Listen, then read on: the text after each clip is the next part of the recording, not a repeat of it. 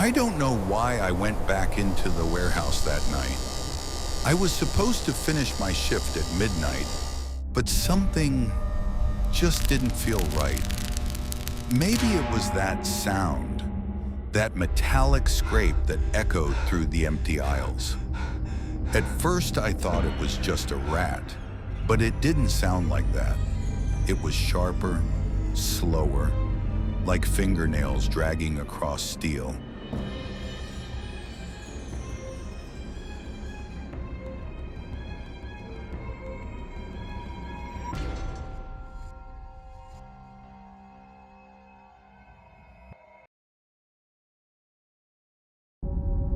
The warehouse was dead quiet, except for the hum of the lights and the occasional click of cooling pipes.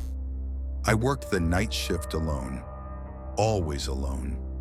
But that night, I swear I heard breathing. It was coming from somewhere near shelf number 9. That aisle was always colder than the others. I used to joke that it had its own air conditioner. But when I walked closer, my flashlight started flickering. I remember the sound of my boots on the concrete. Each step felt heavier than the last. When I reached the end of the aisle, I noticed something behind the boxes. There was a small metal door. I'd never seen it before. I'd been working there for 2 years and that door had never been there. It looked old, rusted, with a padlock that had long since corroded away. I crouched down, reached out, and touched the handle. It was freezing cold. When I pulled it open, a wave of air came out, thick, wet, and heavy. It smelled like rust and something else, something rotten. I called out, "Hello, is anyone there?" And from the other side, I heard my own voice whisper back, "Yes." For a moment, I just stood there, frozen. I thought maybe I was losing it, that the long hours and caffeine had finally gotten to me.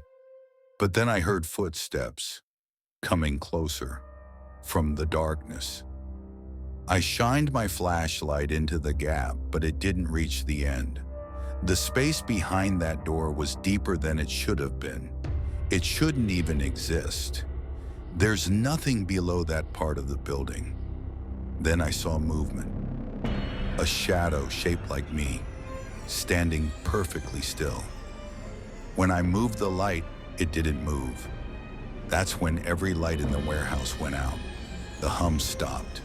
The air went dead still. And for the first time in my life, I realized what true silence feels like.